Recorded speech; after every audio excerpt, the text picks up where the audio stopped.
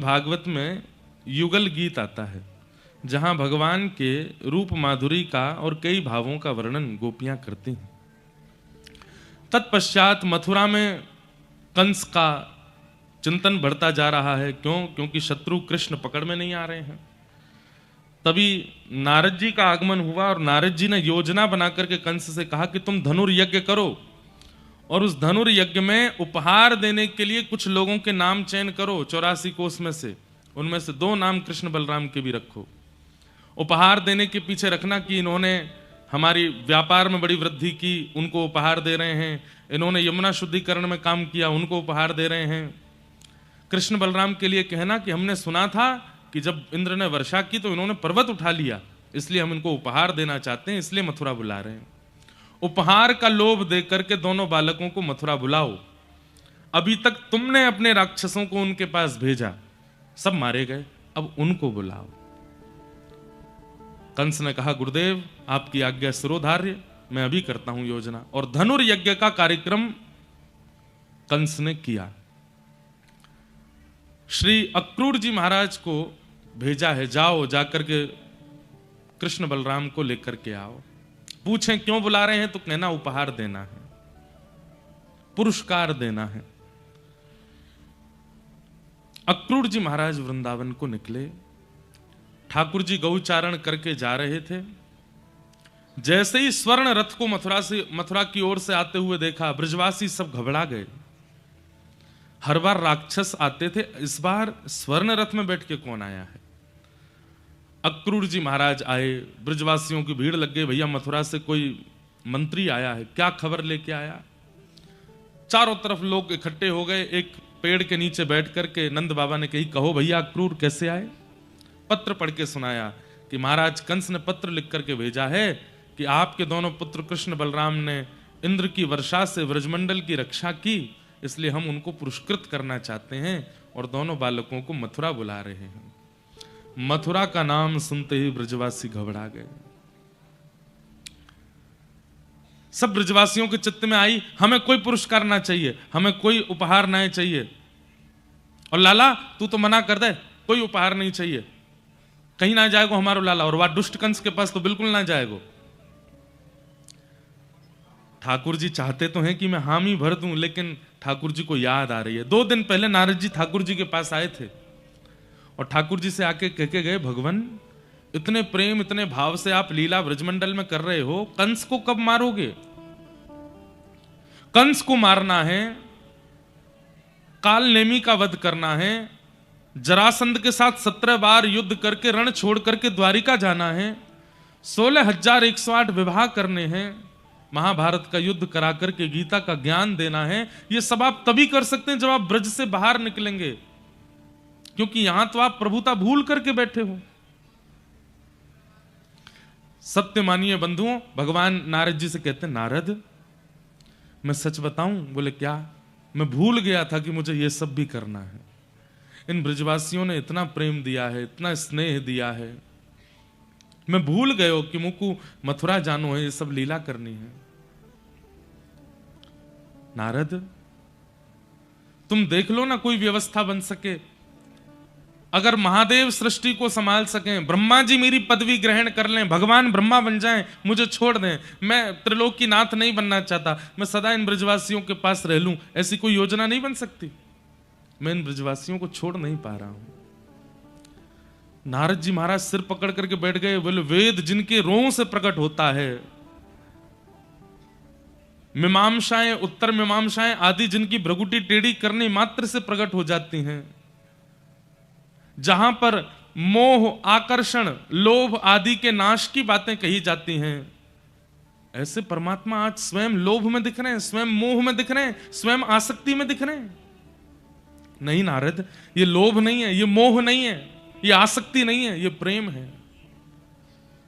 मैं परमात्मा हूं, मुझे कोई नहीं बांध सकता, पर इन ब्रजवासियों ने इतना प्रेम दिया है मुझे कि मैं बंध गया हूं इनके पास में, मैं कैसे जाऊं यहां से। नारद जी बोले मैं आपके पास ज्यादा देर नहीं बैठूंगा, आप तो अलग बात कर रहे हैं। ठाकुर जी मुझे कुछ नहीं पता, परसों कंस का मृत्यु देखना चाहता हूं आपके हाथों, कैसे भी करके निकलिए व्रज से, आपको लोक कल्याण जग कल्याण करना है। वृंदावन में रह के नहीं हो पाएगा, क्योंकि यहां आप प्रेम के वशीभूत हैं और ज्ञान और वैराग्य आदि का लक्षण प्रकट होगा ही नहीं। अगर प्रेम प्रधान होगा तो, प्रेम प्रधान होता है तो ज्ञान दिखाई नहीं देता, प्रेम प्रधान होता है तो वैराग्य दिखाई नहीं देता। आपको वृंदावन से निकलना पड़ेगा नाथ। सोचिए बंधुओं, ठाकुर जी, उनको 3 दिन तक नींद नहीं आई कि मैं व्रज से कैसे जाऊं। आज जब अक्रूर जी महाराज ने आकर के कहा कि आपको पुरस्कार देने के लिए मथुरा बुलाया है,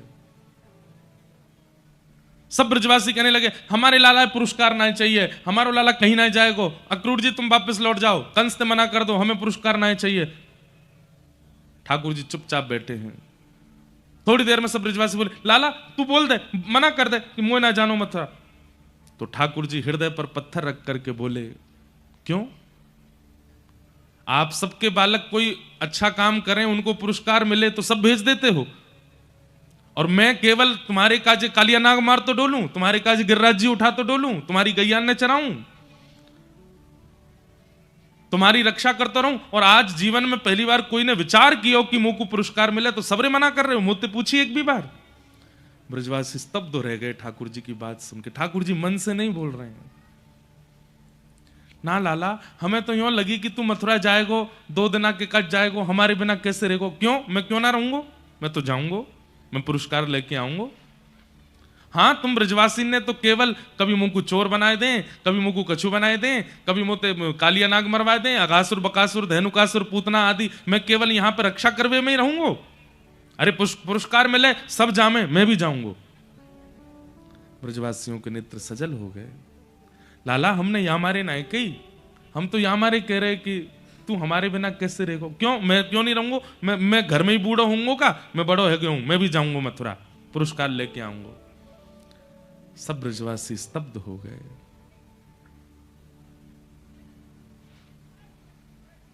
थोड़ी देर में ठाकुर जी ने अपनी भाषा थोड़ी नरम की। ब्रजवासी ने बोले अरे 2 दिन की तो बात है, मैं आ जाऊंगा ना परसों। ब्रजवासी बोले ना ना लाला, अब हम कछु कहेंगे तो को बुरी लग जाएगी, तू चलो जा, तू प्रेम से पुरस्कार लेके आ। और भैया सुन लो सबरे, आज के बाद कोई राक्षस आवेगो मृत्यु स्वीकार कर लेंगे, लेकिन लाला को आगे नहीं करेंगे। ठाकुर जी बोले अरे तुम सब तो बुरा मान रहे हो, मैंने या भाव से थोड़ी कही, मैं तो या मारे कह रहा हूं सबके बालकन को पुरस्कार मिले तो मैं क्यों नहीं जाऊं। ब्रजवासी बोले ना लाला तू चलो जा, तू तो रह लेगो हमारे बिना। वास्तव में बात तो ये कि हम कैसे रहेंगे तेरे बिना, 2 दिन तक तो को देखे बगैर हम कैसे रहेंगे। ब्रजवासियों की स्थिति कैसी है बंधुओं? दर्श बिन दुखण लागे नैन, दरस बिन दुखण लागे नैन, दरस बिन दुखण लागे नैन, दरस बिन दुखण लागे नैन।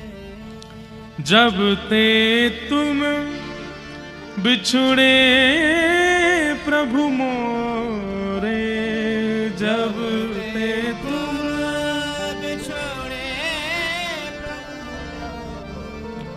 कबहु न पायो चैन, हाँ कबहु न पायो चैन, दरस बिन दुखण लागे नैन, दरस बिन दुखण लागे नैन। मीराबाई का पद है।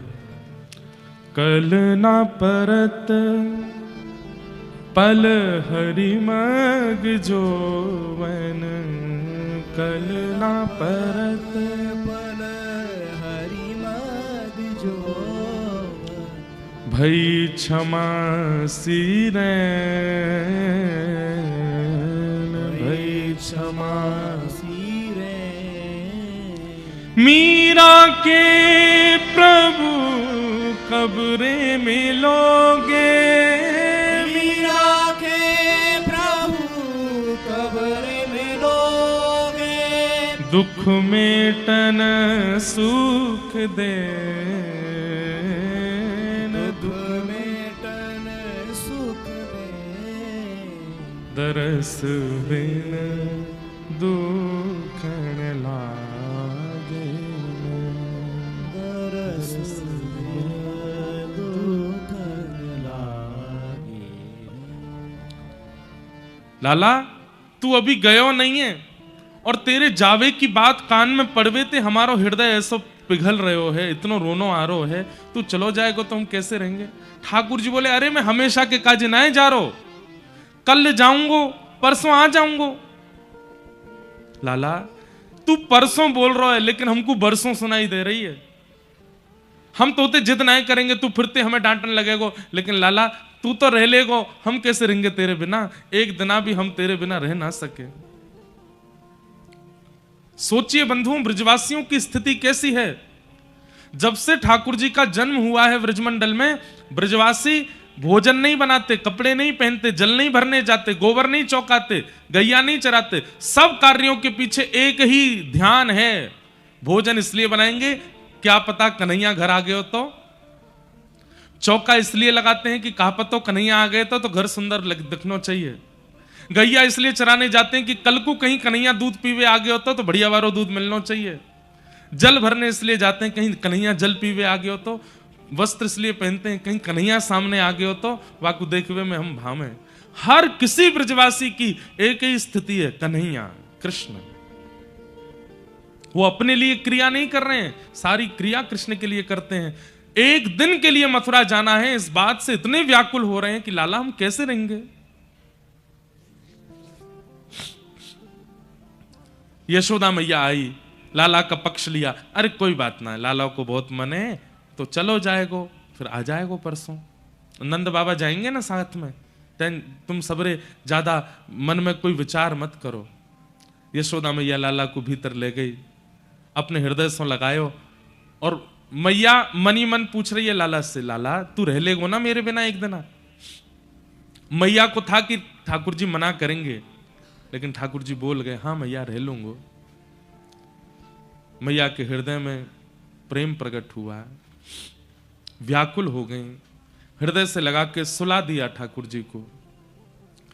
सूर्य उदय जैसे ही हुआ, सब ब्रजवासी द्वार पर ठाड़े हैं, अपनी स्थिति लेकर के खड़े हैं कि कहीं हमारी स्थिति देख के कन्हैया को दया आ जाए और वो नहीं जावे, यहीं रुक जावे। ठाकुर जी तैयार भये, जैसे ही नंद भवन से निकसे, ब्रजवासियों के स्वर नहीं निकल रहे हैं पर अश्रुओं की अविरल धार गिर रही है नेत्रों से। ठाकुर जी सबके हाथ पकड़ते हैं, सबके गालों का स्पर्श करते हैं, सबके सिर पे हाथ फेरते हैं, मैं आ जाऊंगा परसों, मैं परसों आ जाऊंगा।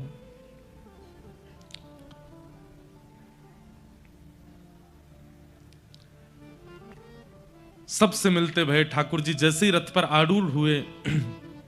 बंधुओं, यहां जब कंस ने अक्रूर जी को भेजा था वृंदावन, तो श्री देवकी मैया को पता चला कि लाला को वापस लावे के काजे अक्रूर जी जा रहे हैं, तो कारागृह में बैठी वही देवकी मैया ने अक्रूर जी को बुलवाया और अक्रूर जी से कहा तुम मेरे लाला को लेवे जा रहे हो? बोले हाँ मैया, अब चिंता मत करो, 11 वर्ष 56 दिन बाद अब आपको लाला वापस आ जाएगा। देवकी मैया बोली मेरो एक काम करके आनो है आपको, ध्यान से सुनियो बंधुओं। अक्रूर जी महाराज बोले क्या काम मैया? बोले जब लाला को लेके निकलो ना वृंदावन से, नेक समय निकाल के यशोदा को एकांत में जाके बता दियो कि ये लाला वाको नहीं है, ये लाला मेरो है। कई लोगों के चित्त में आया होगा कि ये बात देवकी मैया क्यों बुलवा रही हैं, क्या किसी प्रतिस्पर्धा की भावना है या उनके मन में कोई और भावना? नहीं, देवकी मैया जानती हैं कि अब कृष्ण वापस लौट करके व्रज जाने वाले नहीं हैं, और यशोदा इतना ममत्व करती है, इतना प्रेम करती है कन्हैया से कि अगर कृष्ण 2 दिन तक लौट करके नहीं गए तो प्राण निकल जाएंगे यशोदा के। यशोदा को वास्तविकता पता होनी चाहिए कि कृष्ण किसका पुत्र है। अगर वास्तविकता पता होगी तो मन में क्षोभ होगा, लेकिन फिर कन्हैया लौट के आएंगे इस उम्मीद में बैठी नहीं रहेगी वो, इसलिए उसको बता के आना कि कृष्ण किसका पुत्र है। और अब कन्हैया लौट करके व्रज नहीं जाएगा, ये बात यशोदा के कान में बोल के आना अक्रूर। अक्रूर जी महाराज बोले, मां मुझे ऐसा लग रहा है जैसे मानो कुंटलों भारी पहाड़ मेरे ऊपर गिर दिया हो, मैं ये काम कैसे करूंगा। मेरा नाम अक्रूर है, व्रजमंडल मुझे क्रूर कह करके बुलाएगा। एक तो मैं कृष्ण को दूर कर रहा हूं, ऊपर से सत्य बता करके आऊंगा कि कृष्ण उनके पुत्र नहीं है। नहीं, सब ब्रजवासियों को मत बताना, केवल यशोदा को बताना। ठाकुर जी रथ में आरूढ़ हुए। अक्रूर जी महाराज बोले, भगवान आप ब्रजवासियों से मिलो, मैं नेक यमुना जी प्रणाम करके आऊं। ठाकुर जी बोले, हाँ जाओ। अक्रूर जी यमुना जी तो नहीं गए, पीछे खड़ी यशोदा मैया के हाथ पकड़े, मैया नेक आओ आपसे चर्चा करनी है। यशोदा मैया को नंद भवन में ले गए, चरणों में प्रणाम करते हुए कहा, मैया ये कार्य करने में मुझे पाप का बोध हो रहा है, लेकिन मुझे आपको बताना पड़ेगा। कहा बात है अक्रूर, ऐसे कहीं को बोल रहा है। 11 वर्ष 56 दिन पूर्व आपने सुना होगा कि कंस के कारागृह में अष्टभुजी देवी भद्रकाली प्रकट हुई थी। हाँ हाँ, मैंने सुनी तो हती कि एक देवी प्रकट भई। बोले, हाँ मां, वास्तविकता यह है कि आपके यहां लाली का जन्म हुआ था और कंस के कारागृह में वसुदेव देवकी के यहां पुत्र का जन्म हुआ। वसुदेव जी ने उस बालक की रक्षा के लिए वहां से लाकर के उस बालक को गोकुल में आपके पास सुला दिया और आपकी पुत्री को ले जाकर के कंस को दिया। वही पुत्री अष्टभुजी देवी काली बनी और जिस बालक को देवकी ने जन्म दिया वही पुत्र आपके यहां आया और वही कृष्ण है। कृष्ण देवकी के पुत्र हैं मां। मुझे बताने में बहुत संकोच है, पर मैं आपसे कहना चाहता हूं, 11 वर्ष 56 दिनों से कारागृह में प्रतीक्षा कर रही है मां देवकी। कृष्ण अब मथुरा जाएंगे, संभवतः लौट करके नहीं आएंगे। वो आपके पुत्र नहीं है, वो देवकी के पुत्र हैं। ये बात सुनकर के यशोदा मैया का तो मानो जैसे संपूर्ण शरीर ठंडा पड़ गया, स्तब्ध हो गई मैया। अब क्या कहना है, क्या बोलना है, क्या करना है, इसकी कोई स्थिति उनको नहीं पता।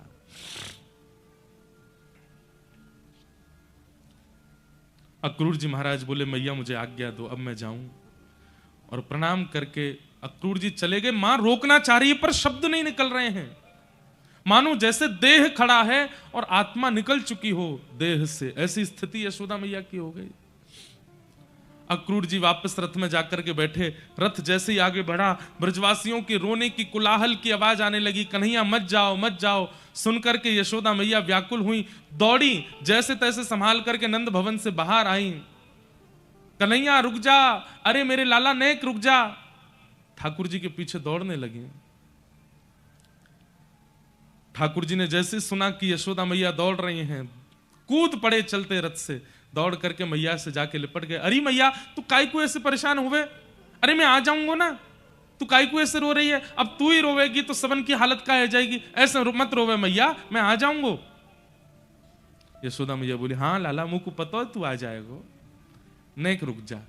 और यशोदा मैया अपने हाथों से लाला के सर्वांगीण अंग का स्पर्श कर रही हैं। नेत्र कैसे हैं, नासिका कैसी है, केश कैसे हैं, ओष्ठ कैसे हैं, कान कैसे हैं, थोड़ी कैसी है, सर्वांगीण अंग का स्पर्श मानो अपने अंदर ले रही हैं, क्योंकि अब यह स्पर्श दोबारा मिलेगा नहीं। और सर्वांगीण अंग का स्पर्श करते हुए अंत में जैसे ही घुटने छूते हुए मैया ने चरण पकड़े, ठाकुर जी बैठ गए। मैया ऐसा मत करे, ये कहा कर रही है तू? लाला मुझको आज सब सच पतो चल गयो है, तू मेरो लाला ना है, तू तो देवकी को लाला है। और लाला तू मथुरा जाएगो, देवकी मिलेगी, अब तो को आप वापस ब्रजमंडल नहीं आने देगी, पर तू चिंता मत कर, मैं कोई को नहीं बताऊंगी, मेरो लाला अब वापस नहीं आवेगो। सुन करके ठाकुर जी रोने लगे। नहीं मां ऐसे मत कहो। मैया बोली, देख लाला अब तू ज्यादा हल्ला मत करियो, तू चलो जा, लेकिन मेरी एक बात मान जा। बोले कहा, अब तू जीवन भर मत आइयो वृंदावन, लेकिन तो को कभी खबर पड़ जाए कि यशोदा के प्राण निकरवे वारे हैं, अब मैं तेरी मैया नहीं हूं, अब तो मैं तेरी धाई मां हूं। धाई मां कौन होवे? जो मां जन्म देवे वो मां, और जो बालक को पाले पोसे संग रखे खिलावे पिलावे वो धाई मां है। यशोदा बोली मैं तो तेरी धाई मां हूं ना। ठाकुर जी रो रहे हैं, चरण पकड़ रहे हैं, नहीं मां ऐसे मत बोलो, आप मेरी मैया हो। देख लाला अब तू मेरी बात सुन, मैं इतनी निष्ठुर नहीं हूं कि कोई के बालक को वाकी मैया से दूर करूं। तू देवकी के पास जा, बस तू को जब पतो चल जाए ना कि यशोदा प्राण त्याग व्यवहारी है, बस वाद ना वापस आए जाइयो, और मैं अपने श्वासन को बचाए के रखूंगी। मेरो लाला आवेगो तभी अंतिम श्वास लूंगी, तो को खबर पहुंच जाएगी कि मैं प्राण त्याग व्यवहारी हूं, बस आए जाइयो, मैं प्राण नहीं त्यागूंगी। जैसे ही तू सामने आवेगो बस मेरे सर को अपनी गोद में रख लियो, मैं अपने लाला को देखती रहूंगी, या कि रूप माधुरी को दर्शन करती रहूंगी, और देखते देखते तो को देखते देखते प्राण त्याग दूंगी लाला, बस ये मेरी अंतिम इच्छा है, या को पूरी कर दियो, और मैं तो से कछु ना मांग रही। और अपनो ध्यान रखियो लाला, खूब प्रसन्न रहियो। कहते कहते कहते यशोदा मैया बेहोश हो गई। ठाकुर जी की बड़ी विचित्र स्थिति हो गई है।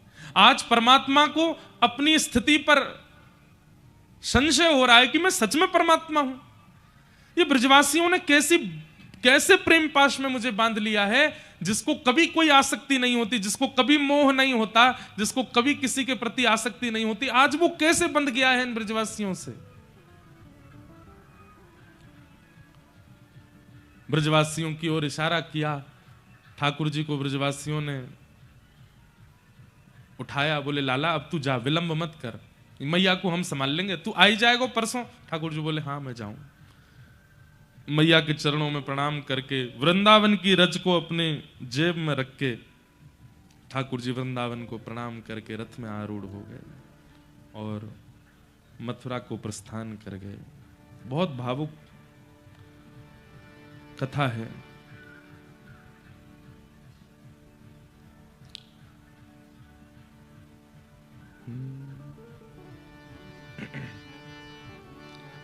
व्रज के विरही लोग बिचारे, व्रज के विरही लोग बिचारे। सब खड़े खड़े देख रहे हैं, केवल आंसू धार की तरह, नदी की तरह गिर रहे हैं नेत्रों से, केवल रथ की ओर देख रहे हैं। और ब्रजवासियों के मन में यह भावना आ रही है कि हमारी याद आवेगी, लाला जा ना पावेगो मथुरा। देखियो सब एक दूसरे के देख, अभी कूदेगो लाला, अभी कूदेगो, जा ही ना पावेगो मथुरा। देख वहां पेड़ तक रथ जाएगो, और देखियो अपने आप रथ को रोक के लाला दौड़ तो भयो आवेगो, हमने प्रेम इतना दियो लाला को, जा ही ना पावेगो। लेकिन वो रथ, वो पेड़ भी पार हो जाता है, आगे का चौराहा भी पार हो जाता है, उसके आगे भी ठाकुर जी निकल जाते हैं, और ब्रजवासी मानो जैसे धोखे में खड़े हों, खड़े रह जाते हैं। नहीं आए ठाकुर जी लौट के। व्रज के विरही लोग बिचारे, व्रज के विरही लोग बिचारे। बिन गोपाल ठगे से ठाड़े, बिन गोपाल ठगे से ठाड़े, बिन नंदलाल ठगे से ठाड़े, बिन नंदलाल ठगे से ठाड़े। हे अति दुर्बल तनहारे, हाँ अति दुर्बल तनहारे, हारे व्रज के विरही लोग बिचारे, व्रज के विरही लोग बिचारे। मात यशोदा पंथ निहारे, मात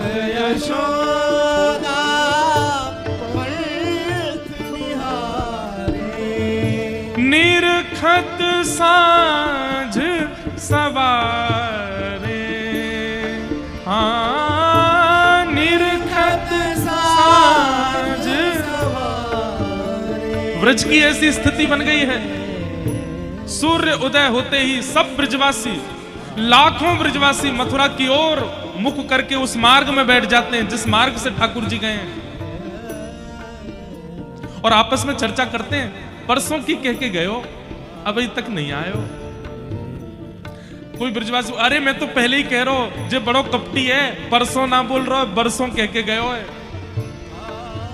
दूसरे उठ जाते हैं, अरे तू हमारे लाला पे लांछन मत लगावे, वो परसों की कह के गए हो, परसों ही आवे। वो कब आवेगी परसों? बोले आज हम परसों कहेंगे तो मतलब परसों, कल के बाद आवेगी। बोले कल फिरते कह दियो परसों, तो फिर कल के बाद आवेगी। ऐसे करते करते तो कितने महीना निकल गए, अभी तक नहीं आए लौट के। रोने लगते हैं, ठाकुर जी की लीला याद करके हंसने लगते हैं, देखते रहते हैं। हवा के झोंके से अगर पेड़ भी हिल जाता है मथुरा की दिशा का, ब्रजवासी मानो जैसे खड़े हो जाते हैं। देख कछु आ तो रोए वहां से, जाके देखते हैं, बोले हवा चल रही है, कोई रथ नहीं आ रहा है। संध्या होती है, सब ब्रजवासी दौड़ते दौड़ते नंद भवन जाते हैं और रोते हुए कहते हैं, अरे मैया यशोदा, तेरो लाला आज नहीं आयो, परसों की कह के गयो, आज भी नहीं आयो। ब्रज के बिरही लोग बिचारे, ब्रज के बिरही लोग बिचारे। जो कोई कान कान कहीं बोले, जो कोई कान कान कहे बोले, जो कोई कान कान कहीं बोले, जो कोई कान कान कहे बोले। आखिन बहत पनारे, आखिर बहत पनारे। हे यह मथुरा काजर की रेखा, यह मथुरा काजर की रेखा। जेनिक से ते कारे, हाँ जेनिक से। श्री परमानंद दास जी का पद है ये, यह मथुरा काजर की रेखा, जे निकसे ते कारे। इसके दो अर्थ हैं।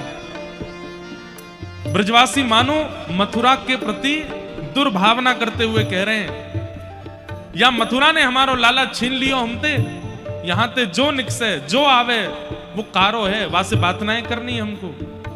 और दूसरा अर्थ क्या है, इतना प्रेम में विह्वल हो चुके हैं ब्रजवासी कि मथुरा से जो आता है उनको लगता है कृष्ण है, दौड़ पड़ते हैं।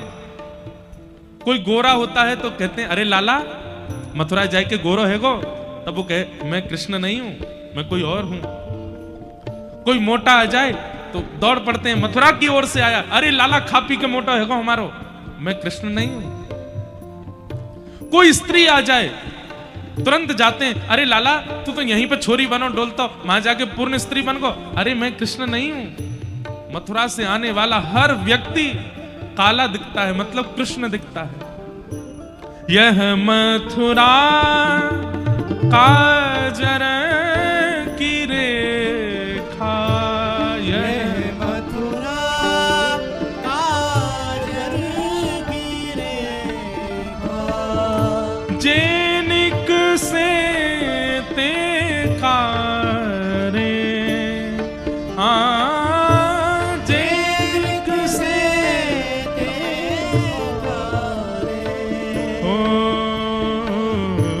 ब्रज के बिरही लोग बिचारे, ब्रज के बिरही लोग बेचारे। परम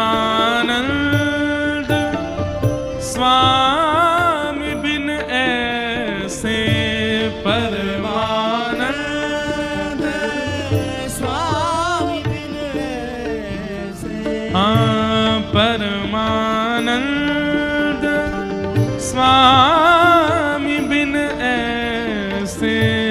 परमानंद स्वामी बिन ब्रजवासी कह रहे हैं लाला के बिना हम कैसे हैं। शब्द सुनिएगा, परमानंद स्वामी बिन ऐसे। परमानंद स्वामी बिन कैसे? जैसे चंद बिन तारे, हाँ जैसे चंद्र बिन तारे। अरे जिस दिन चंद्रमा नहीं निकलता अमावस्या के दिन, उस दिन तारे भी नहीं दिखते। चंद्रमा है तो तारे हैं। परमानंद स्वामी बिन ऐसे, जैसे चंद बिन तारे। व्रज के बिरही लोग बिचारे, व्रज के बिरही लोग बेचारे।